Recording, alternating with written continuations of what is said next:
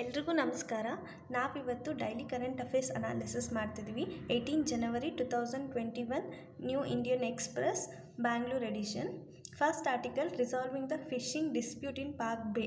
ಅಂದರೆ ಇಂಡಿಯಾ ಮತ್ತು ಶ್ರೀಲಂಕಾ ಮಧ್ಯೆ ಇರುವಂತಹ ಓಷನ್ ವಾಟರ್ಸಲ್ಲಿ ಮೀನುಗಾರರು ಮೀನು ಹಿಡಿಯೋಕ್ಕೆ ಹೋದಾಗ ಆಗಿರುವಂಥ ಇಶ್ಯೂ, ಅದ್ರ ಬಗ್ಗೆ ನಾವಿವತ್ತು ಡಿಸ್ಕಸ್ ಮಾಡ್ತಿದ್ವಿ.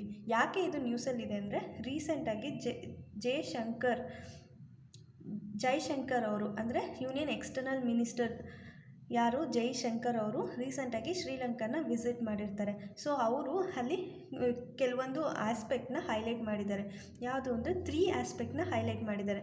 ಮೊದಲನೇದು COVID-19 situation related, second one ಈ ತಮಿಳ್ ಕಮ್ಯುನಿಟಿ ಏನಿದ್ದಾರೆ ಅವ್ರು ರಿಲೇಟೆಡು, ಥರ್ಡ್ ಒನ್ ಇದು ಬಂದುಬಿಟ್ಟು ಇದು ಫಿಶರ್ಮ್ಯಾನ್ ಇಶ್ಯೂ ಏನಿದೆ ಇದ್ರ ಬಗ್ಗೆ.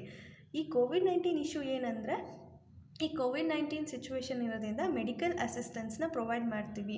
ಏನು ಪ್ರಾಬ್ಲಮ್ಸ್ ಆಗ್ತಿದೆ ಅದಕ್ಕೆ ಮೆಡಿಕಲ್ ಅಸಿಸ್ಟೆನ್ಸ್ ಪ್ರೊವೈಡ್ ಮಾಡಬೇಕು, ಟೈಮ್ಲಿ ಮ್ಯಾನರಲ್ಲಿ ಮೆಡಿಕಲ್ ಅಸಿಸ್ಟೆನ್ಸ್ನ ಪ್ರೊವೈಡ್ ಮಾಡಬೇಕು ಅನ್ನೋದ್ರ ಬಗ್ಗೆ ಡಿಸ್ಕಸ್ ಮಾಡಿದ್ದಾರೆ. ಎರಡನೇದು ಬಂದುಬಿಟ್ಟು ತಮಿಳ್ ಕಮ್ಯುನಿಟಿ ಏನಿದ್ದಾರೆ, ಅಂದರೆ ಶ್ರೀಲಂಕಾದಲ್ಲಿ ತಮಿಳ್ ಕಮ್ಯುನಿಟಿನ ಅಂದರೆ ಅಸ್ಪೃಶ್ಯರ ಥರ ನೋಡ್ತಿದ್ದಾರೆ ಅಲ್ವಾ. ಸೊ ಅವರಿಗೆ ಡಿಸ್ಕ್ರಿಮಿನೇಟ್ ಮಾಡ್ತಿದ್ದಾರೆ. ಅವರಿಗೆ ಈಕ್ವಾಲಿಟಿ ಮತ್ತು ಡಿಗ್ನಿಟಿನ ಪ್ರೊವೈಡ್ ಮಾಡಬೇಕು ಶ್ರೀಲಂಕಾದಲ್ಲಿ, ಅದಕ್ಕೋಸ್ಕರ ವರ್ಕ್ ಮಾಡಬೇಕು ಅನ್ನೋದು ಸೆಕೆಂಡ್ ಆಸ್ಪೆಕ್ಟ್. ಆದರೆ ಥರ್ಡ್ ಆಸ್ಪೆಕ್ಟ್ ಏನಂದರೆ, ಡ್ಯೂರಬಲ್ ಸೊಲ್ಯೂಷನ್ನ ಫೈಂಡ್ ಔಟ್ ಮಾಡಬೇಕು. ಅಂದರೆ ಈ ಟ್ರಾಲರ್ಸ್ನ ಯೂಸ್ ಮಾಡಿ ಮೀನುಗಾರಿಕೆನ ಮಾಡ್ತಿರ್ತಾರೆ. ಟ್ರಾಲರ್ಸ್ ಅಂದರೆ ದೊಡ್ಡ ಬಲೆ, ಇದನ್ನು ಬಾಟಮ್ ಆಫ್ ದ ಓಷನಿಗೆ ಹಾಕ್ಬಿಟ್ಟು ಫಿಶಸ್ ಅಂದರೆ ಪ್ರಾನ್ಸ್ ಅಂದರೆ ಸೀಗಡಿ ಮೀನು ಇರುತ್ತಲ್ಲ ಅದನ್ನು ಕ್ಯಾಚ್ ಮಾಡೋದಕ್ಕೋಸ್ಕರ ಇದನ್ನು ಇಂಟ್ರಡ್ಯೂಸ್ ಮಾಡಿರ್ತಾರೆ 1960ನಲ್ಲಿ. ಸೊ ಈ ಟ್ರಾಲರ್ಸಿಂದ ಏನಾಗ್ತಿದೆ, ಮೀನುಗಳೆಲ್ಲ ನಶಿಸಿ ಹೋಗಿದೆ, ಅಂದರೆ ಸಮುದ್ರದಲ್ಲಿರುವಂತಹ ಜೀವಿಗಳೆಲ್ಲ ನಶಿಸಿ ಹೋಗ್ತಿದೆ. ಇಂಡಿಯನ್ ವಾಟರಲ್ಲಿ ಫಿಶಸ್ ಸಿಗದೇ ಇರೋ ಕಾರಣಕ್ಕೆ, ಅಂದರೆ ಮೀನುಗಳು ಇಂಡಿಯನ್ ವಾಟರಲ್ಲಿ ಸಿಕ್ಕಿಲ್ಲ ಅನ್ನೋ ರೀಸನಿಗೆ ಶ್ರೀಲಂಕಾ ಕಡೆಗೆ ಭಾರತದ ಮೀನುಗಾರರು ಹೋಗ್ತಿದ್ದಾರೆ. ಸೊ ಭಾರತದ ಮೀನುಗಾರರು ಶ್ರೀಲಂಕಾ ಕಡೆಗೆ ಹೋದಾಗ ಏನಾಗಿದೆ ಅಂದರೆ, ಅವ್ರನ್ನ ಅರೆಸ್ಟ್ ಮಾಡಿದ್ದಾರೆ. ಸ್ವಲ್ಪ ದಿನ ಆದಮೇಲೆ ಬಿಡುಗಡೆ ಮಾಡಿದ್ದಾರೆ. ಸೊ ಈ ಇಶ್ಯೂನ ಸಾಲ್ವ್ ಮಾಡಬೇಕು ಅನ್ನೋದು ಈ ಥರ್ಡ್ ಪಾಯಿಂಟ್ನ ಉದ್ದೇಶ. ಅಂದರೆ finding durable solution to the travels of fisherman in the Palk Bay. ಓಕೆನಾ, ಏನಿದು ಇಶ್ಯೂ? ನಾನು ಆಲ್ರೆಡಿ ಹೇಳಿರೋ ಥರ ಫೈರ್ ಫೈಟಿಂಗ್ ಎಕ್ಸಸೈಸ್ ಆಗ್ತಿದೆ ಇಂಡಿಯಾ ಮತ್ತು ಶ್ರೀಲಂಕಾ ಮಧ್ಯೆ. ಫೈರ್ ಫೈಟಿಂಗ್ ಎಕ್ಸಸೈಸ್ ಆಗ್ತಿದೆ. ಏನಿದು ಫೈರ್ ಫೈಟಿಂಗ್ ಎಕ್ಸಸೈಸ್ ಅಂದರೆ, ಇಂಡಿಯನ್ ಫಿಶರ್ಮ್ಯಾನ್ಸ್ ಏನಿದ್ದಾರೆ ಇವ್ರನ್ನ ಶ್ರೀಲಂಕಾದವರು ಡಿಟೈನ್ ಮಾಡಿದ್ದಾರೆ ಅಂದರೆ ಅರೆಸ್ಟ್ ಮಾಡಿದ್ದಾರೆ. ಆಮೇಲೆ ಸ್ವಲ್ಪ ದಿನ ಆದಮೇಲೆ ಬಿಟ್ಟು ಕಳಿಸಿದ್ದಾರೆ. ಈವನ್ ಅವರು ತಗೊಂಡಿದ್ದಂತಹ ಟ್ರಾಲರ್ಸ್ ಏನಿತ್ತು ಅದನ್ನು ಕೂಡ ವಾಪಸ್ ಕೊಟ್ಟಿದ್ದಾರೆ. ನಮಗೆ ಗೊತ್ತಿರೋ ಹಾಗೆ ಫಿಶರ್ಮೆನ್ಸಿಗೆ ಯಾವುದೇ ರೀತಿಯಾದಂಥ ಬೌಂಡ್ರಿ ರೆಸ್ಟ್ರಿಕ್ಷನ್ ಇರಲ್ಲ. ಮೀನು ಎಲ್ಲಿ ಹೋಗುತ್ತೆ ಅದನ್ನು ಫಾಲೋ ಮಾಡಿಕೊಂಡು ಹೋಗೋದು ಈ ಮೀನುಗಾರರ ಒಂದು ಕೆಲಸ ಆಗಿರುತ್ತೆ. ಆ ಮೀನು ಎಲ್ಲಿರುತ್ತೆ ಅಲ್ಲಿಗೆ ಹೋಗಿ ಮೀನನ್ನ ಇಟ್ಕೊಂಡ್ಬಂದು ಮಾರೋದು ಅವರ ಜೀವನೋಪಾಯ ಆಗಿರುತ್ತೆ. ಸೊ ಹಾಗಾಗಿ ಅವರಿಗೆ ಯಾವುದೇ ರೀತಿಯಾದಂಥ ಬೌಂಡ್ರಿ ರೆಸ್ಟ್ರಿಕ್ಷನ್ ಇರಲ್ಲ. ಹೀಗೆ ಇದು ಯೂನಿವರ್ಸಲ್ ಫಿನಾಮಿನಾ. ಇದು ಇಂಡಿಯಾದವ್ರಿಗಾಗಲಿ, ಶ್ರೀಲಂಕಾದವ್ರಿಗಾಗಲಿ, ಪಾಕಿಸ್ತಾನದವ್ರಿಗಾಗಲಿ, ಜಪಾನು, ತೈವಾನು, USA ಎಲ್ಲಿಗೆ ಹೋದರೂ ಕೂಡ ಫಿಶರ್ಮ್ಯಾನ್ಸಿಗೆ ಅಂದರೆ ಮೀನುಗಾರರಿಗೆ ಯಾವುದೇ ರೀತಿಯಾದಂಥ ಬೌಂಡ್ರಿ ರೆಸ್ಟ್ರಿಕ್ಷನ್ ಇರಲ್ಲ. ಮೀನು ಎಲ್ಲಿ ಹೋಗುತ್ತೋ ಅದನ್ನು ಫಾಲೋ ಮಾಡ್ಕೊಂಡು ಹೋಗಿ ಅದನ್ನು ಹಿಡಿಯೋದು ಅವ್ರದ್ದು ಕರ್ತವ್ಯ ಆಗಿರುತ್ತೆ. ಇದಕ್ಕೆ ನಮಗಿರುವಂಥ ಒಂದೇ ಒಂದು ಸೊಲ್ಯೂಷನ್ ಅಂದರೆ ನಮ್ಮ ಮೈಂಡ್ ಸೆಟ್ನ ಚೇಂಜ್ ಮಾಡ್ಕೋಬೇಕು. ಇದನ್ನು ಸಾಲ್ವ್ ಮಾಡ್ಕೊಳಕ್ಕೋಸ್ಕರ ಕೆಲವೊಂದು ನ್ಯೂ ಟೈಪ್ಸ್ ಆಫ್ ಪ್ಯಾರಾಡಿಗಮ್ನ ಥಿಂಕ್ ಮಾಡಬೇಕು. ಹೊಸ ರೀತಿಯಲ್ಲಿ ಇದಕ್ಕೆ ಸೊಲ್ಯೂಷನ್ನ ಫೈಂಡ್ ಔಟ್ ಮಾಡ್ಕೋಬೇಕು. ಈ ಏನು ಪ್ರಾಬ್ಲಮ್ ಆಗ್ತಿದೆ, ಈ ಪಾಕ್ ಸ್ಟ್ರೈಟಲ್ಲಿ ಏನು ಪ್ರಾಬ್ಲಮ್ ಆಗ್ತಿದೆ ಮೀನುಗಾರರಿಗೆ, ಇದನ್ನು ನಾವು ಬೇರೆ ಥರನೇ ಯೋಚನೆ ಮಾಡಿ, ಇದೇನು ಕಂಟೆಸ್ಟೆಡ್ ಟೆರಿಟರಿ ಇದೆ, ಅಂದರೆ ಇಂಡಿಯಾದವರು ಮತ್ತು ಶ್ರೀಲಂಕಾದವರು ಕಂಟೆಸ್ಟ್ ಮಾಡ್ತಿದ್ದಾರೆ ಅಲ್ಲಿ ಮೀನುಗಾರಿಕೆನ ಮಾಡೋದಕ್ಕೆ. ಆ ಕಂಟೆಸ್ಟ್ ಮಾಡೋದನ್ನು ಬಿಟ್ಟು ಅದನ್ನು ಕಾಮನ್ ಹೆರಿಟೇಜ್ ಅಂತ ಟ್ರೀಟ್ ಮಾಡಬೇಕು. ಅಂದರೆ ಇಬ್ಬರಿಗೂ ಬಿಲಾಂಗ್ ಆಗಿದೆ ಅಂತ ತಿಳ್ಕೊಂಡು ಇಂಡಿಯಾದವರು 3 ದಿನ, ಶ್ರೀಲಂಕಾದವ್ರು 3 ದಿನ, ಇಲ್ಲ 1 ದಿನ ಇಂಡಿಯಾದವ್ರು ಬಿಟ್ಟರೆ ಇನ್ನೊಂದು ದಿನ ಶ್ರೀಲಂಕಾದವರು, ಈ ಥರ ಯಾವುದೋ ಒಂದು ಸೊಲ್ಯೂಷನ್ನ ಫೈಂಡ್ ಔಟ್ ಮಾಡಿಕೊಂಡು ನಾವು ಅಲ್ಲಿ ಮೀನುಗಾರಿಕೆ ಮಾಡೋದ್ರಿಂದ ಈ ಕಂಟೆಸ್ಟೆಡ್ ಟೆರಿಟರಿ ಏನಿದೆ ಅದು ಕಾಮನ್ ಹೆರಿಟೇಜ್ ಆಗಿ ಚೇಂಜ್ ಆಗುತ್ತೆ. ಸೊ ಇದರಿಂದ ನಮ್ಮದು ಫಾರಿನ್ ರಿಲೇಷನ್ಶಿಪ್ ಏನಿದೆ ಅದು ಕೂಡ ಇಂಪ್ರೂವ್ ಆಗುತ್ತೆ ಅಂತ ಹೇಳ್ತಿದ್ದಾರೆ. ಯಾಕೆ ಈ ಪ್ರಾಬ್ಲಮ್ ಅರೈಸ್ ಆಯಿತು? ಯಾಕೆ ಇಂಡಿಯನ್ ವಾಟರ್ಸಲ್ಲಿ ಇಂಡಿಯನ್ ವಾಟರ್ಸಲ್ಲಿ ಮೀನುಗಳಿಲ್ಲ, ಶ್ರೀಲಂಕನ್ ವಾಟರ್ಸಲ್ಲಿ ಯಾಕೆ ಮೀನುಗಳಿದೆ? ಇದಕ್ಕೆ ಕಾರಣ ಇದೆ. 1960ನಲ್ಲಿ ಏನಾಯಿತು, ಫಾರಿನ್ ಎಕ್ಸ್ಚೇಂಜ್ ಕ್ರೈಸಿಸ್ ಆಗುತ್ತೆ. ಸೊ ಇದನ್ನು ಸಾರ್ಟ್ಔಟ್ ಮಾಡೋದಕ್ಕೋಸ್ಕರ, ಎಕ್ಸ್ಪೋರ್ಟ್ನ ಬೂಸ್ಟ್ ಮಾಡೋದಕ್ಕೋಸ್ಕರ ಇಂದಿರಾ ಗಾಂಧಿ ಅವ್ರು ಏನು ಮಾಡ್ತಾರೆ, ಟ್ರಾಲರ್ಸ್ ಇಂಟ್ರೊಡ್ಯೂಸ್ ಮಾಡ್ತಾರೆ. ಅಂದರೆ ಟ್ರಾಲರ್ಸ್ ಅಂದರೆ ದೊಡ್ಡ ಬಲೆ ಇರುತ್ತೆ, ಇದನ್ನು ಬಾಟಮ್ ಆಫ್ ದ ಓಷನಿಗೆ ಹಾಕ್ಬಿಟ್ಟು ಈ ಮೀನುಗಳನ್ನ ಕ್ಯಾಚ್ ಮಾಡ್ತಿರ್ತಾರೆ. ಅಂದರೆ ಆವಾಗ ತಂದಿದ್ದು ಎಸ್ಪೆಷಲಿ ಫಾರ್ ದ ಪ್ರಾನ್ಸ್ ಅಂದರೆ ಸೀಗಡಿ ಅಂತ. ಇದಕ್ಕೆ ಜಪಾನ್ ಮತ್ತು ಯುರೋಪಲ್ಲಿ ತುಂಬ ಡಿಮ್ಯಾಂಡ್ ಇತ್ತು. ಸೊ ಇದರಿಂದ ಎಕ್ಸ್ಪೋರ್ಟ್ ಏನೋ ಜಾಸ್ತಿ ಆಯಿತು, ಬಟ್ ಇದರಿಂದ ಕೆಲವೊಂದು ಕಾನ್ಸಿಕ್ವೆನ್ಸಸ್ ಆಗುತ್ತೆ. ಏನು ಕಾನ್ಸಿಕ್ವೆನ್ಸಸ್ ಆಗುತ್ತೆ ಅಂದರೆ, ಈ ಫಿಷರ್ಮ್ಯಾನ್ಸ್ ಏನಿರ್ತಾರೆ, ಟ್ರೆಡಿಷ್ನಲ್ ಫಿಷರ್ಮ್ಯಾನ್ಸ್ ಏನಿರ್ತಾರೆ, ಅವರು ವೇಜ್ ಲೇಬರರ್ಸ್ ಆಗಿ ಕನ್ವರ್ಟ್ ಆಗ್ತಾರೆ. ಅಂದರೆ ದಿನಗೂಲಿ ಮಾಡೋರ ಥರ ಆಗೋಗ್ತಾರೆ. ಯಾಕೆ ಅಂದರೆ ಈ ಟ್ರಾಲರ್ಸ್ನ ಯೂಸ್ ಮಾಡಿಕೊಂಡು ಪೊಲಿಟಿಷಿಯನ್ಸು ಮತ್ತು ನಾನ್ ಫಿಷರ್ಮ್ಯಾನ್ಸ್ ಅಂದರೆ ಮೀನುಗಾರರು ಅಲ್ಲದೆ ಇರೋರು ಕೂಡ ಈ ಟ್ರಾಲರ್ಸ್ನ ಯೂಸ್ ಮಾಡಿಕೊಂಡು ಮೀನುಗಾರಿಕೆ ಮಾಡೋದಕ್ಕೆ ಬರ್ತಾರೆ. ಅಂದರೆ ಟ್ರಾಲರ್ಸ್ನ ಬೈ ಮಾಡೋದು ಈ ಟ್ರೆಡಿಷ್ನಲ್ ಫಿಷರ್ಮ್ಯಾನ್ಸ್ ಯಾರು ಇರ್ತಾರೆ ಅಂದರೆ ತುಂಬ ಹಳೆಯ ಕಾಲದಿಂದಲೂ ಮೀನುಗಾರಿಕೆ ಮಾಡ್ಕೊಂಡು ಬಂದಿರ್ತಾರಲ್ಲ, ಅವರನ್ನು ಅಂದರೆ ದಿನಗೂಲಿಗೋಸ್ಕರ ಅವರನ್ನು ಕೊಂಡ್ಕೊಂಡು ಅವರ ಮೂಲಕ ಮೀನುಗಾರಿಕೆ ಮಾಡಿ ಅದನ್ನು ಹೈ ಪ್ರಾಫಿಟ್ಟಿಗೆ ಮಾರ್ಕೊಳ್ಳೋ ಥರ. ಈ ಥರ ಮಾಡೋದ್ರಿಂದ ಈ ಫಿಷರ್ಮ್ಯಾನ್ಸ್ ಏನಿರ್ತಾರೆ ಅವರು ವೇಜ್ ಲೇಬರರಾಗಿ ಕನ್ವರ್ಟ್ ಆಗ್ತಾರೆ. ಮತ್ತು ಈ ಬಾಟಮ್ ಟ್ರಾಲಿಂಗ್ ಮಾಡೋದ್ರಿಂದ ಇನ್ನೂ ಒಂದು ಏನಾಗುತ್ತೆ ಅಂದರೆ ಮೆರೈನ್ ಲೈಫು ಡಿಸ್ಟ್ರಕ್ಟ್ ಆಗುತ್ತೆ. ಸೊ ಅಂದರೆ ಸಮುದ್ರದಲ್ಲಿರೋಂಥ ಜೀವಿಗಳೆಲ್ಲ ನಶಿಸಿ ಹೋಗ್ತವೆ. ಇದರಿಂದ ಏನಾಗುತ್ತೆ, ಸೀ ಬೆಡ್ಡು ಅಂದರೆ ಸಮುದ್ರದ ತಳದಲ್ಲಿ ಇದ್ದಂಥ ಪ್ರಾಣಿಗಳೆಲ್ಲ ನಶಿಸಿ ಹೋಗಿ ಅದು ಬರ್ಡ್ ಆಗುತ್ತೆ. ಇದರಿಂದ ಏನಾಗುತ್ತೆ, ಇಂಡಿಯನ್ ಸೈಡ್ ಭಾರತದ ಕಡೆಯಲ್ಲಿ ಯಾವುದೇ ರೀತಿಯಾದಂಥ ಫಿಶ್ ಇಲ್ಲ. ಈ ಭಾರತದ ನೀರಿನಲ್ಲಿ ಮೀನು ಇಲ್ಲ ಅಂತ ಅಂದಾಗ, ಭಾರತದ ಸಮುದ್ರದ ನೀರಿನಲ್ಲಿ ನೀರಿಲ್ಲ ಅಂದಾಗ ನಮ್ಮ ಭಾರತದವ್ರು ಏನು ಮಾಡ್ತಾರೆ, ಶ್ರೀಲಂಕಾ ಕಡೆಗೆ ಮೂವ್ ಆಗೋಕ್ಕೆ ಸ್ಟಾರ್ಟ್ ಆಗ್ತಾರೆ. ಸೊ ಈವನ್ ಶ್ರೀಲಂಕಾದಲ್ಲಿ ಫಿಶಿಂಗ್ನ ಬ್ಯಾನ್ ಮಾಡಿದ್ದಾರೆ. ಅಂದರೆ ಈ ಟ್ರಾಲಿಂಗ್ ಫಿಶಿಂಗು ಅಲ್ಲಿ ಅಲೋ ಇಲ್ಲ. ಸೊ ಅದರಿಂದ ಏನಾಗುತ್ತೆ, ಶ್ರೀಲಂಕಾದಲ್ಲಿ ಫಿಶಿಂಗ್ ಬ್ಯಾನ್ ಆಗಿರೋದ್ರಿಂದ ತಮಿಳ್ನಾಡಿನಲ್ಲಿರೋ ಅಂತಹ ಫಿಷರ್ಮ್ಯಾನ್ಸ್ ಏನು ಮಾಡ್ತಾರೆ ಅಂದರೆ ಮೀನುಗಾರರು ಏನು ಮಾಡ್ತಾರೆ, ಇಂಡಿಯಾಗೆ ಬರ್ತಾರೆ, ಅಂದರೆ ತಮಿಳ್ನಾಡಿಗೆ ಬರ್ತಾರೆ. ಇಲ್ಲಿ ಇವ್ರು ಏನು ಮಾಡ್ತಾರೆ, ಟ್ರಾಲರ್ ಓನರ್ ಹತ್ರ, ಈ ಟ್ರಾಲರ್ ಓನರ್ಸ್ ಏನಿರ್ತಾರೆ ಅವ್ರ ಹತ್ರ ಡೈಲಿ ವೇಜರಾಗಿ ಅಂದರೆ ವೇಜ್ ಲೇಬರರ್ ಆಗಿ ಸೇರ್ಕೋತಾರೆ. ಅಂದರೆ ದಿನಗೂಲಿ ಮಾಡೋದಕ್ಕೋಸ್ಕರ ಸೇರ್ಕೋತಾರೆ. ಅವರಿಗೆ ಗೊತ್ತಿರುತ್ತೆ ಶ್ರೀಲಂಕಾ ವಾಟರಲ್ಲಿ ಎಲ್ಲೆಲ್ಲಿ ಜಾಸ್ತಿ ಫಿಶಸ್ ಇರುತ್ತೆ, ಎಲ್ಲೆಲ್ಲಿ ಮೆರೈನ್ ಲೈಫ್ ಚೆನ್ನಾಗಿದೆ ಅಂತ. ಸೊ ಅವ್ರು ಏನು ಮಾಡ್ತಾರೆ, ಅದನ್ನು ಟ್ರಾಲರ್ ಓನರ್ಗಿರ್ತಾರಲ್ಲ ಅವರಿಗೆ ಹೇಳಿ ಅವರು ಹೋಗ್ಬಿಟ್ಟು ಬಾಟಮ್ ಟ್ರಾಲಿಂಗ್ನ ಕಂಟಿನ್ಯೂ ಮಾಡ್ತಾರೆ. ಆಯಿತಾ?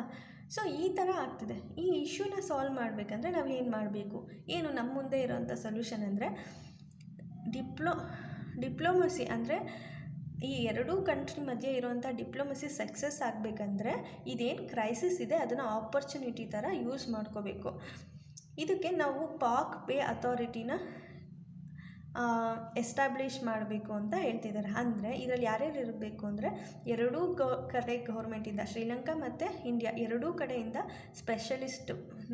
ಸ್ಪೆಷಲಿಸ್ಟನ್ನು ಚೂಸ್ ಮಾಡಬೇಕು.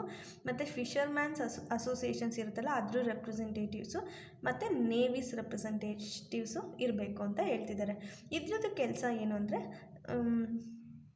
ಇದು ಸಸ್ಟೈನಬಲ್ ಕ್ಯಾಚ್. ಅಂದರೆ ಈಗ ನಾವು ಸಸ್ಟೈನಬಲ್ ಕ್ಯಾಚ್ ಅಂದರೆ ಇವಾಗ ಇರೋವಂಥ ಮೀನುಗಾರರು ಮೀನುಗಳನ್ನ ಹಿಡಿದು ಮತ್ತು ಮುಂದೆ ಬರೋ ಮೀನುಗಾರರಿಗೂ ಮೀನು ಅವೈಲಬಲ್ ಇರೋ ಥರ ಮೀನುಗಾರಿಕೆನ ಮಾಡಬೇಕು ಯಾವ ಥರ ಮಾಡಬೇಕು ಅನ್ನೋದನ್ನು ಇದು ಸಜೆಸ್ಟ್ ಮಾಡಬೇಕು.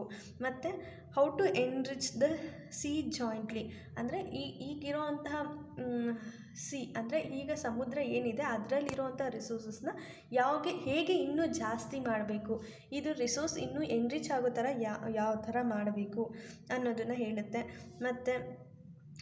ಮತ್ತು ಯಾವ ಟೈಪ್ ಆಫ್ ಫಿಶಿಂಗ್ ಇಕ್ವಿಪ್ಮೆಂಟ್ಸ್ನ ಯೂಸ್ ಮಾಡ್ಬೋದು, ಮತ್ತು ಎಷ್ಟು ದಿನ ಇಂಡಿಯಾದವರು ಫಿಶಿಂಗ್ ಮಾಡ್ಬೋದು, ಎಷ್ಟು ದಿನ ಶ್ರೀಲಂಕಾದವರು ಫಿಶಿಂಗ್ ಮಾಡ್ಬೋದು, ಈ ಥರ ಎಲ್ಲ ಸಜೆಷನ್ನ ಕೊಡೋದಕ್ಕೋಸ್ಕರ ಪಾಕ್ ಬೇ ಅಥಾರಿಟಿನ ಎಸ್ಟಾಬ್ಲಿಷ್ ಮಾಡಬೇಕು ಅಂತ ಇನ್ನೊಂದು ಸಜೆಷನ್ ಇದೆ. ಎಸ್ಟಾಬ್ಲಿಷ್ ಮಾಡೋದ್ರ ಮೂಲಕ ಎರಡೂ ಕಡೆ ಇರೋಂಥ ಒಂದು ಡಿಪ್ಲೊಮಸಿ ಚೆನ್ನಾಗಿರುತ್ತೆ. ಸೊ ಇದರಿಂದ ಈಗೇನು ಇಶ್ಯೂ ಇದೆ ಇದನ್ನು ಒಂದು ಆಪರ್ಚುನಿಟಿ ಥರ ಯೂಸ್ ಮಾಡಿಕೊಂಡು ನಮ್ಮ ಕಂಟ್ರಿಯಲ್ಲಿ ಇರೋವಂತಹ ಐಡಿಯಾಸು ಮತ್ತು ಶ್ರೀಲಂಕಾದ ಕಂಟ್ರಿನಲ್ಲಿ ಇರೋವಂತಹ ಐಡಿಯಾಸ್ ಎರಡೂ ಮಿಕ್ಸ್ ಮಾಡಿ ಒಂದು ಒಳ್ಳೆ ಮೀನುಗಾರಿಕೆನ ಮಾಡ್ಬೋದು ಅಂತ ಹೇಳ್ತಾ ಇದೆ. ಮತ್ತು ಲೆಟ್ ಶ್ರೀಲಂಕನ್ ಫಿಶರ್ಮನ್ಸ್ ಅದೇ ಎಷ್ಟು ದಿನ ಮಾಡಬೇಕು ಅಂದರೆ ಅವ್ರು 3 ಡೇಸ್ ಮಾಡಿದ್ರೆ ನಾವು 3 ಡೇಸ್ ಮಾಡ್ಬೋದು, ಈ ಥರ, ಇಲ್ಲ ನಾವು ಒಂದಿನ ಅವ್ರು ಒಂದಿನ, ಈ ಥರ ಡಿವೈಡ್ ಮಾಡಿಕೊಂಡು ಮಾಡೋದ್ರಿಂದ ಈ ಕಾನ್ಫ್ಲಿಕ್ಟು ರಿಸಾಲ್ವ್ ಆಗುತ್ತೆ ಅಂತ ಹೇಳ್ತಿದ್ದಾರೆ. The Palk Bay is increasingly become conduit for drug traffic and there could be joint naval cooperation. Even ಇಲ್ಲಿ ಪಾಕ್ ಬೇನಲ್ಲಿ ಡ್ರಗ್ ಟ್ರಾಫಿಕಿಂಗ್ ಕೂಡ ಆಗ್ತಿದೆ. ಸೊ ಇದನ್ನು ಕೂಡ ನಾವು ನೋಡ್ಬೋದು, ಜಾಯಿಂಟ್ ನ್ಯಾವಲ್ ಕೋಆಪರೇಷನ್ನ ಮಾಡೋದ್ರ ಮೂಲಕ ಇದೇನು ಡ್ರಗ್ ಟ್ರಾಫಿಕಿಂಗ್ ಆಗ್ತಿದೆ ಇದನ್ನು ಕೂಡ ತಡಿಬೋದು ಅಂತ ಹೇಳ್ತಿದ್ದಾರೆ. The Palk Bay could be transform from counter territory to common heritage which was several centuries. ಅಂದರೆ ಈಗೇನು ಕಂಟೆಸ್ಟೆಡ್ ಟೆರಿಟರಿ ಇದೆ ಇದನ್ನು ನಾವು ಕಾಮನ್ ಹೆರಿಟೇಜಾಗಿ ಮಾಡೋದ್ರಿಂದ ಇದರಿಂದ ಈ ಡ್ರಗ್ ಟ್ರಾಫಿಕಿಂಗ್ನ ಕೂಡ ತಡಿಬೋದು ಮತ್ತು ಫಿಶಿಂಗ್ನೂ ಕೂಡ ಮಾಡ್ಬೋದು. ಅಂದರೆ ಮೀನುಗಾರಿಕೆನೂ ಕೂಡ ಒಂದು ಎಫಿಷಿಯೆಂಟ್ ವೇನಲ್ಲಿ ಮಾಡ್ಬೋದು ಅಂತ ಹೇಳ್ತಿದ್ದಾರೆ. Next G7 summit. Next article ನಾವು ಡಿಸ್ಕಸ್ ಮಾಡ್ತಿರೋದು G7 ಸಮ್ಮಿಟ್ ಬಗ್ಗೆ. ಅಂದರೆ UK prime minister Boris Johnson ಏನಿದ್ದಾರೆ ಅವರು PM ನರೇಂದ್ರ ಮೋದಿಯವ್ರನ್ನ G7 ಸಮ್ಮಿಟಿಗೆ ಇನ್ವೈಟ್ ಮಾಡಿದ್ದಾರೆ. ಇದೇ ಫಸ್ಟ್ ಟೈಮ ನರೇಂದ್ರ ಮೋದಿಯವ್ರು ಹೋಗ್ತಾ ಇರೋದು ಇಲ್ಲ, 2019 ಕೂಡ ಇವರು G7 ಸಮ್ಮಿಟ್ನ ಅಟೆಂಡ್ ಮಾಡಿರ್ತಾರೆ. ಯಾರು ಇನ್ವೈಟ್ ಮಾಡಿರ್ತಾರೆ ಅಂದರೆ ಫ್ರಾನ್ಸ್ ಪ್ರೆಸಿಡೆಂಟು ಇನ್ವೈಟ್ ಮಾಡಿರ್ತಾರೆ. ಸೊ ಅವಾಗ ಕೂಡ ಇವರು ಇದು ಮಾಡಿರ್ತಾರೆ. G7 ಸಮ್ಮಿಟ್ ಈ ವರ್ಷ ಎಲ್ಲಿ ನಡೀತಿದೆ ಅಂದರೆ ಕಾರ್ನ್ವಾಲಲ್ಲಿ ನಡೀತಿದೆ, June 11th 13th. ಇಂಡಿಯಾನ ಬಿಟ್ಟು ಬೇರೆ ಯಾವ್ಯಾವ ಕಂಟ್ರಿನ ಇವರು ಇನ್ವೈಟ್ ಮಾಡಿದ್ದಾರೆ ಅಂದರೆ ಆಸ್ಟ್ರೇಲಿಯಾ ಮತ್ತು ಸೌತ್ ಕೊರಿಯಾನ ಇನ್ವೈಟ್ ಮಾಡಿದ್ದಾರೆ as A guest countries. G7 summit ಅಂದರೆ ಏನು? ಇದು ಫಸ್ಟು ಒರಿಜಿನಲಿ G8 ಅಂತ ಇತ್ತು. ಇದನ್ನು 1975 ಸೆಟ್ ಅಪ್ ಮಾಡಿದರು. ಇದು ಒಂದು informal forum bringing together leaders of the world leading industrial nation. ಅಂದರೆ ಯಾವುದ್ಯಾವುದು ಇಂಡಸ್ಟ್ರಿಯಲ್ ನೇಷನ್ಸ್ ಇದೆ ಅವೆಲ್ಲನೂ ಸೇರಿ ಒಂದು ಇನ್ಫಾರ್ಮಲ್ ಫೋರಮ್ನ ಮಾಡ್ಕೊಂಡಿದ್ದಾರೆ, ಅದೇ G8. This summit gathers leaders from European union and following countries. ಯಾರ್ಯಾರು ಇದ್ದಾರೆ ಇದರಲ್ಲಿ ಅಂದರೆ ಒಂದು ಯುರೋಪಿಯನ್ ಯೂನಿಯನ್ನಲ್ಲಿರುವಂಥ ಲೀಡರ್ಸ್ ಇದ್ದಾರೆ.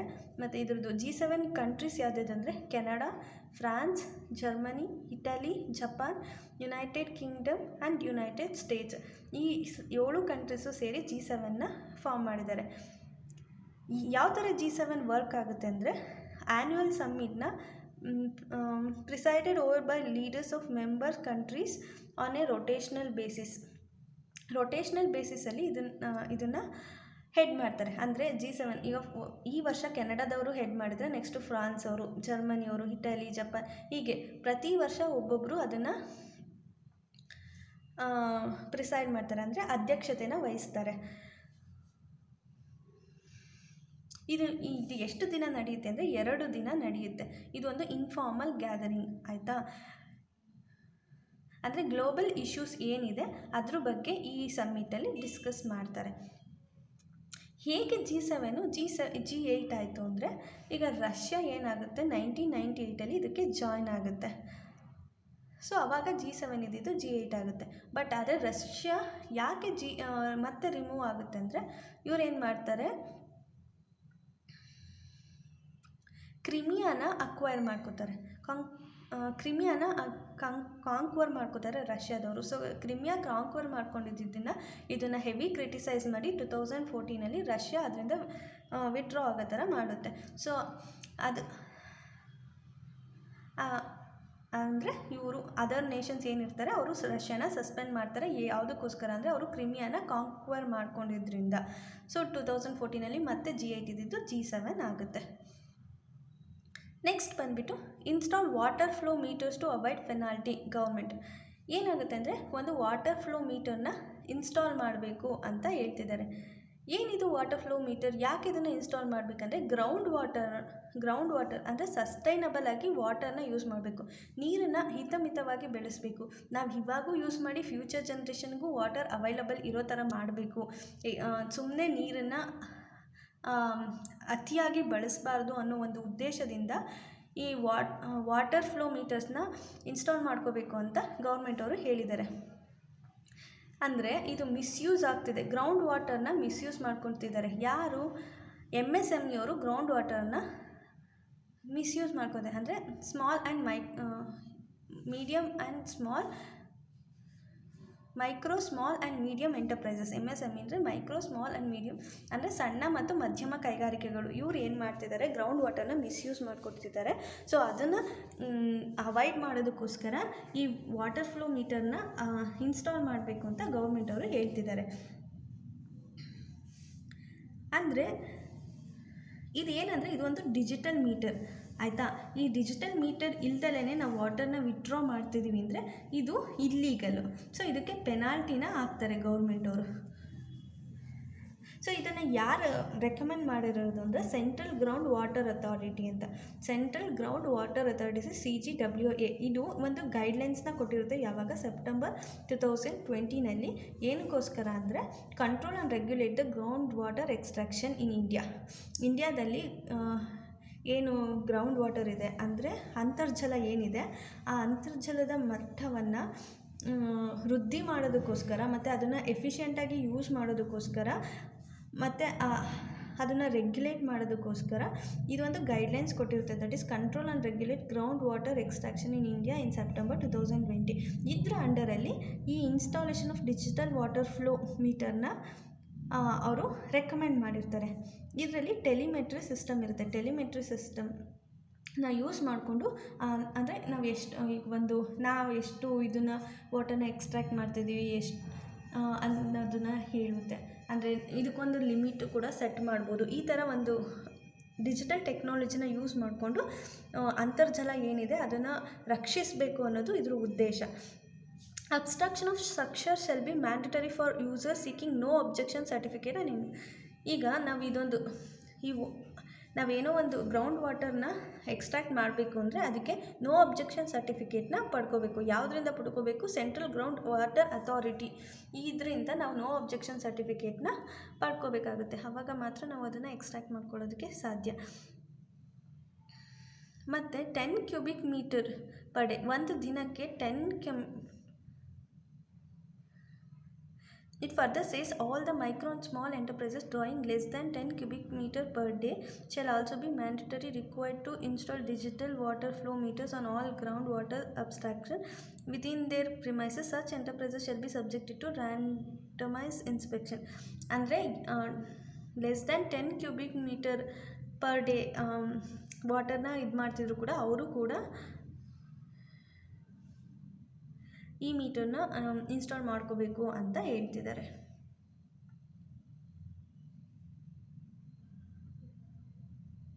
Central Ground Water Authority has been constituted by Government of India under Section 3 of Environment Protection Act of 1986 and it has mandate to regulate, control, development and management of water resource in the country.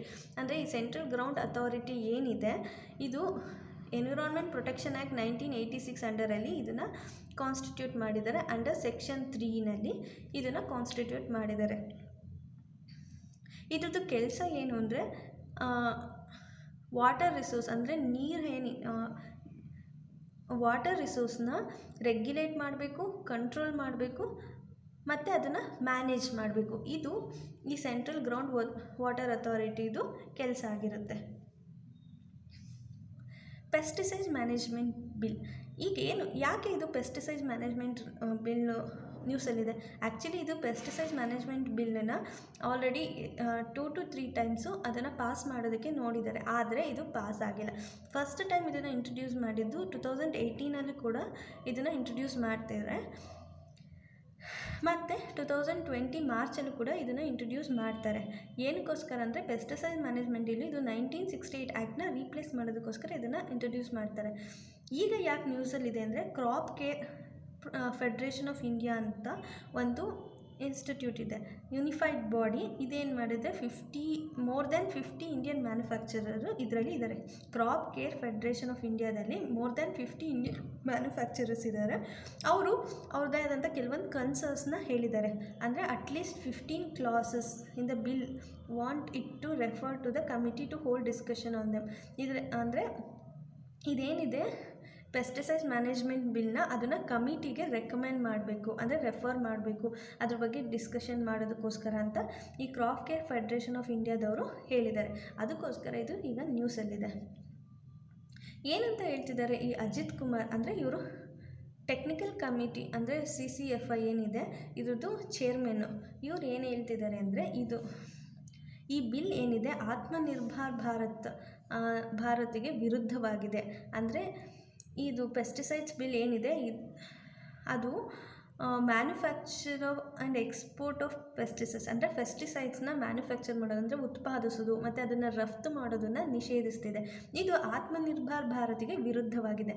So ಅದಕ್ಕೋಸ್ಕರ US, Europe, ಜಪಾನಲ್ಲೆಲ್ಲ approved ಆಗಿದೆ. ಅಂದರೆ ಅದನ್ನು ಅವರಲ್ಲಿ use ಮಾಡ್ತಿದ್ದಾರೆ pesticides. But ಆದರೆ ಇಂಡಿಯಾದಲ್ಲಿ ಅದು approve ಆಗಿಲ್ಲ. ಸೊ ಅದಕ್ಕೋಸ್ಕರ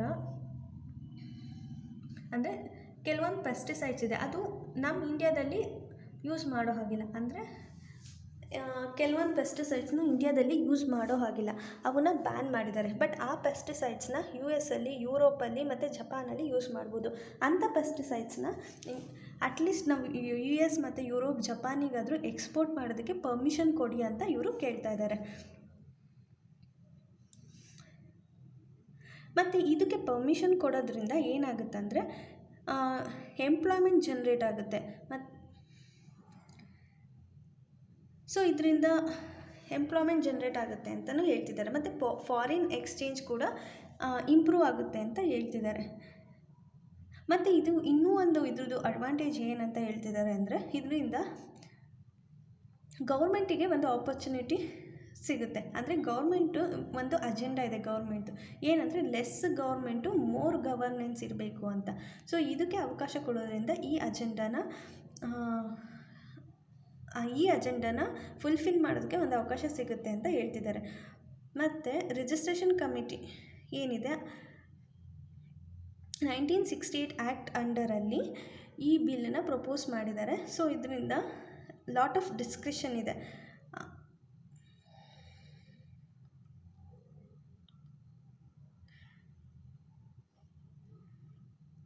ಸೊ ಇದನ್ನು ಕೂಡ ಸಾರ್ಟ್ ಔಟ್ ಮಾಡಬೇಕು ಅಂತ ಇವರು ರೆಕಮೆಂಡ್ ಮಾಡ್ತಿದ್ದಾರೆ.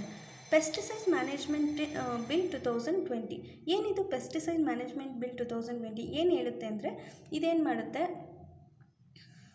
ಇದ್ರ ಮೂಲಕ ಫಾರ್ಮರ್ಸಿಗೆ ಏನು ಮಾಡ್ತಿದೆ, ಕಾಂಪನ್ಸೇಟ್ ಮಾಡ್ತಿದೆ. ಅಂದರೆ ಈ ಆಗ್ರೋಕೆಮಿಕಲ್ಸ್ನ ಯೂಸ್ ಮಾಡೋದ್ರಿಂದ ಏನಾದರೂ ಲಾಸ್ ಆಯಿತು ಅಂದರೆ ಅವರಿಗೆ ಗೌರ್ಮೆಂಟಿಂದ ಕಾಂಪನ್ಸೇಷನ್ ಕೊಡಬೇಕು ಅಂತ ಹೇಳ್ತಿದೆ. ಮತ್ತು ಆಗ್ರೋಕೆಮಿಕಲ್ಸ್ ಅಂದರೆ ಏನಂದರೆ chemicals used in the agriculture such as pesticides or fertilisers. ಈಗ ಯಾವುದೋ ಒಂದು ಆಗ್ರೋಕೆಮಿಕಲ್ಸ್ನ ಯೂಸ್ ಮಾಡೋದ್ರಿಂದ ಫಾರ್ಮರ್ಸಿಗೆ ಲಾಸ್ ಆಯಿತು ಅಂದರೆ ಅದಕ್ಕೆ ಅವರು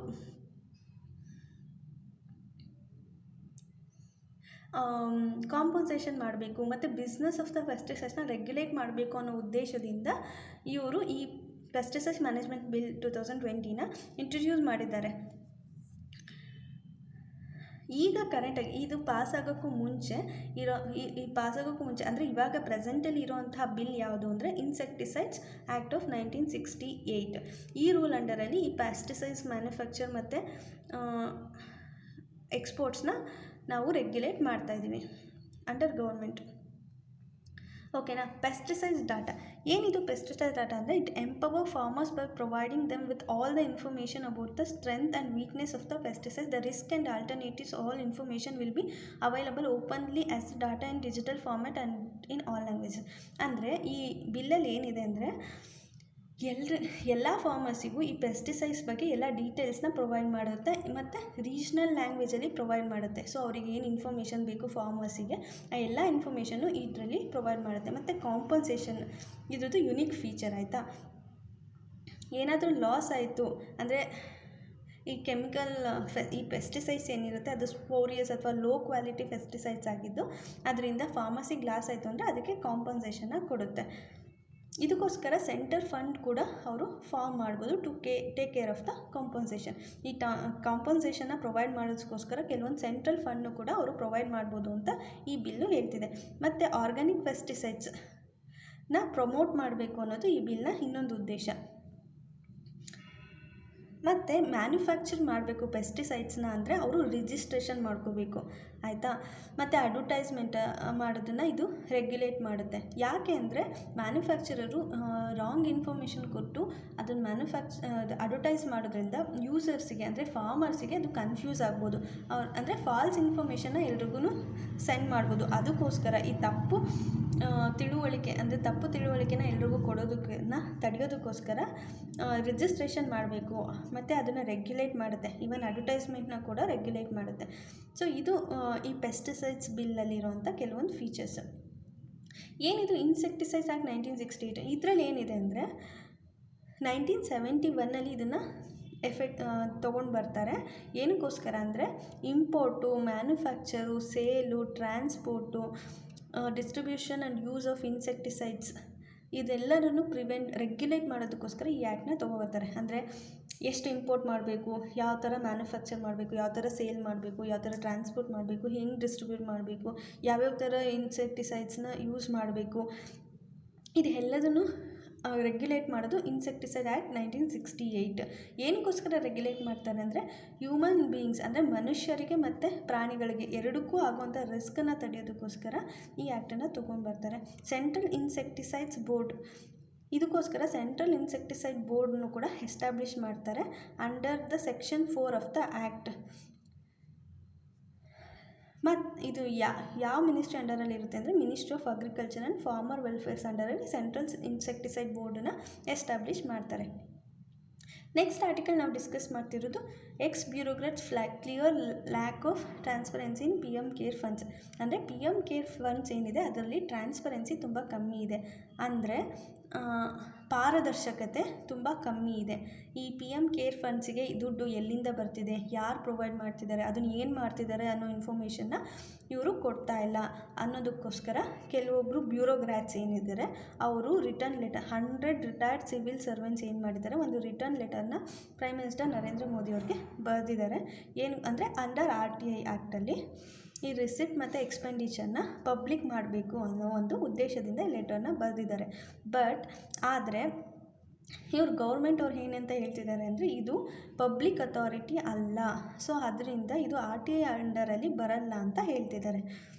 ಆದರೆ ಮತ್ತು ಇವರು ಬ್ಯೂರೋಕ್ರಾಟ್ಸ್ ಏನಂತ ಕ್ವಶನ್ ಮಾಡ್ತಿದ್ದಾರೆ ಅಂದರೆ ಪಬ್ಲಿಕ್ ಅಥಾರಿಟಿ ಅಲ್ಲ ಅಂದರೆ prime minister, home minister, defence minister, finance minister ಎಲ್ಲ ಮೆಂಬರ್ ಯಾಕೆ ಆಗಿದ್ದೀರಾ, ಮತ್ತು ಅಫಿಷಿಯಲ್ ಪೊಸಿಷನ್ ಮತ್ತು ಡೆಸಿಗ್ನೇಷನ್ನ ಯಾಕೆ ಅದರಲ್ಲಿ ಮೆನ್ಷನ್ ಮಾಡಿದ್ದೀರಾ ಅಂತ ಕೇಳ್ತಿದ್ದಾರೆ.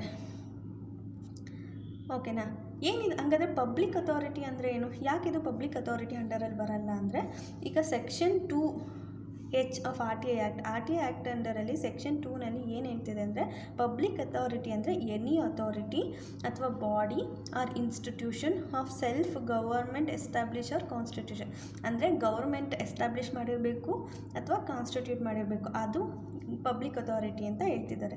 ಅಂದರೆ ಈ ಅಥಾರಿಟಿನ ಅಂಡರ್ ಕಾನ್ಸ್ಟಿಟ್ಯೂಷನ್ ಅದನ್ನು ಎಸ್ಟಾಬ್ಲಿಷ್ ಮಾಡಿರಬೇಕು, by or under constitution, by any other law made by the parliament or by any other law made by the state legislature, by notification issued or order made by the appropriate government. ಅಂದರೆ ಒಂದು constitution ಇಂದ ಅದನ್ನು establish ಮಾಡಬೇಕು, ಇನ್ನೊಂದು parliament ಲಾ ಇಂದ establish ಮಾಡಿರಬೇಕು, ಇನ್ನೊಂದು state legislature ಲಾ ಇಂದ ಎಸ್ಟಾಬ್ಲಿಷ್ ಮಾಡಿರಬೇಕು, ಇಲ್ಲ ಅಂದರೆ ಗೌರ್ಮೆಂಟು ನೋಟಿಫಿಕೇಷನಿಂದ ಅಥವಾ ಆರ್ಡರಿಂದ ಎಸ್ಟಾಬ್ಲಿಷ್ ಮಾಡಿರಬೇಕು. ಆವಾಗ ಮಾತ್ರ ಅದು ಪಬ್ಲಿಕ್ ಅಥಾರಿಟಿ ಆಗಿರುತ್ತೆ. ಅಂದರೆ ಡೆಫಿನೇಷನ್ನ ನೋಡೋದಾದರೆ ಪಬ್ಲಿಕ್ ಅಥಾರಿಟಿ ಅಂದರೆ it includes bodies owned or controlled or substantially financed by the government and non-governmental organization directly or indirectly by funds provided by appropriate government.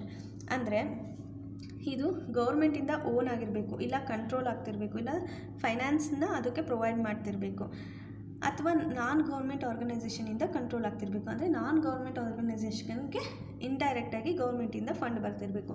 ಅಂಥ ಸಿಚುವೇಷನಲ್ಲಿ ಮಾತ್ರ ಅದು ಪಬ್ಲಿಕ್ ಅಥಾರಿಟಿ ಆಗುತ್ತೆ ಅಂತ ಅವರು ಹೇಳ್ತಾ ಇದ್ದಾರೆ.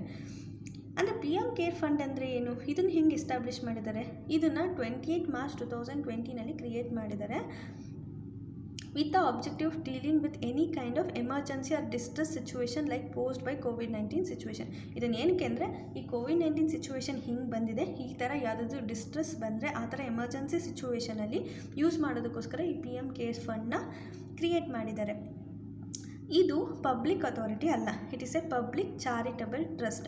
ಇದಕ್ಕೆ ವಾಲಂಟರಿ ಕಾಂಟ್ರಿಬ್ಯೂಷನ್ ಬರುತ್ತೆ. ಯಾರಿಂದ ಅಂದರೆ ಪ್ರೈವೇಟ್ ಪಾರ್ಟಿಸಿಪೆಂಟಿಂದ. ಯಾರು ಬೇಕಾದರೂ ಇದಕ್ಕೆ ಕಾಂಟ್ರಿಬ್ಯೂಟ್ ಮಾಡ್ಬೋದು. ಸೊ ಹಾಗಾಗಿ ಇದು ಪಬ್ಲಿಕ್ ಚಾರಿಟಬಲ್ ಟ್ರಸ್ಟ್. ಇದಕ್ಕೆ ಗೌರ್ಮೆಂಟಿಂದ ಯಾವುದೇ ರೀತಿ ಫಂಡಿಂಗ್ ಬರಲ್ಲ. ಸೊ ಹಾಗಾಗಿ ಇದನ್ನು ಪಬ್ಲಿಕ್ ಅಕೌಂಟ್ ಕಮಿಟಿ ಅಂಡರಲ್ಲಿ ಅಂದರೆ ಪಬ್ಲಿಕ್ ಅಕೌಂಟ್ಸಿಗೆ ಇದರಲ್ಲಿ ಬರೋವಂಥ ಫಂಡ್ಸು ಕ್ರೆಡಿಟ್ ಆಗುತ್ತೆ. ಹಾಗಾಗಿ ಇದು ಪಬ್ಲಿಕ್ ಅಥಾರಿಟಿ ಅಲ್ಲ ಅಂತ ಗೌರ್ಮೆಂಟ್ ಅವರು ಹೇಳ್ತಿರ್ತಾರೆ. ಯಾರು ಇದನ್ನು ಅಡ್ಮಿನಿಸ್ಟರ್ ಮಾಡ್ತಾರೆ ಅಂದರೆ ಪ್ರೈಮ್ ಮಿನಿಸ್ಟರು ಇದಕ್ಕೆ ಎಕ್ಸ್ ಅಫಿಷಿಯೋ ಚೇರ್ಮನ್, ಆಯಿತಾ. ಮತ್ತು minister of defence, minister of home affairs, minister of finance and government of India are the X officio trustees of the fund. ಇದಕ್ಕೆ ಟ್ರಸ್ಟೀಸ್ ಬಂದುಬಿಟ್ಟು ಮಿನಿಸ್ಟರ್ ಆಫ್ ಡಿಫೆನ್ಸ್ ಮತ್ತು home affairs, finance, government of India ಮತ್ತು X officio trustees, ಇವರೆಲ್ಲ X officio trustee ಆಗಿರ್ತಾರೆ. ಇದನ್ನು X officio chairman ಬಂದುಬಿಟ್ಟು prime minister. So ಅಂದರೆ ಇವರು ಈಗ ಬ್ಯೂರೋಕ್ರಾಟ್ಸ್ ಏನು ಲೆಟರ್ ಬರ್ತಿದ್ದಾರೆ, ಅವ್ರು ಏನು ಕ್ವಶನ್ ಮಾಡ್ತಿದ್ದಾರೆ ಅಂದರೆ, ಗೌರ್ಮೆಂಟ್ ರೆಪ್ರೆಸೆಂಟೇಟಿವ್ಸು ಇದರಲ್ಲಿ ಪೊಸಿಷನ್ ಅಂದರೆ ಎಕ್ಸ್ ಅಫಿಷಿಯೋ ಚೇರ್ಮನ್ ಮತ್ತು ಎಕ್ಸ್ ಅಫಿಷಿಯೋ ಟ್ರಸ್ಟೀಸ್ ಆಗಿದ್ದೀರಾ ಅಂದರೆ ಸೊ ಇದು ಕೂಡ ಪಬ್ಲಿಕ್ ಅಥಾರಿಟಿ ಆಗುತ್ತೆ ಅಂತ ಅವರು ಹೇಳ್ತಾ ಇದ್ದಾರೆ. ಬಟ್ ಈವನ್ ಕಾನ್ಸ್ಟಿಟ್ಯೂಷನ್ ಕೂಡ ಅಂಡರ್ ಆರ್ಟಿಕಲ್ 226 ಅಂಡರಲ್ಲಿ ಏನು ಹೇಳ್ತಾರೆ ಅಂದರೆ ಟ್ಯಾಕ್ಸಸ್ಸು ಮತ್ತು ಕೆಲವೊಂದು ಅಂದರೆ ಇದು ಏನು ಪ್ರೈವೇಟ್ದು ವಾಲಂಟರಿ ಕಾಂಟ್ರಿಬ್ಯೂಷನ್ ಇರುತ್ತೆ, ಅದೇನಿರುತ್ತೆ ಅದು ಪಬ್ಲಿಕ್ ಅಕೌಂಟ್ಸಿಗೆ ಕ್ರೆಡಿಟ್ ಆಗುತ್ತೆ ಅಂತ ಹೇಳ್ತಿದ್ದಾರೆ. ಸೊ ಹಾಗಾಗಿ ಇವ್ರು ಏನು ಮಾಡ್ತಿದ್ದಾರೆ, ಇದು ಪಬ್ಲಿಕ್ ಚಾರಿಟಬಲ್ ಟ್ರಸ್ಟು, ಇದು ಪಬ್ಲಿಕ್ ಅಥಾರಿಟಿ ಅಲ್ಲ ಅಂತ ಗೌರ್ಮೆಂಟ್ ಅವರು ಹೇಳ್ತಿದ್ದಾರೆ. ಸೊ ಇದು RTI ಅಂಡರಲ್ಲಿ ಬರಲ್ಲ ಅಂತ ಹೇಳ್ತಿದ್ದಾರೆ. Okay, thank you.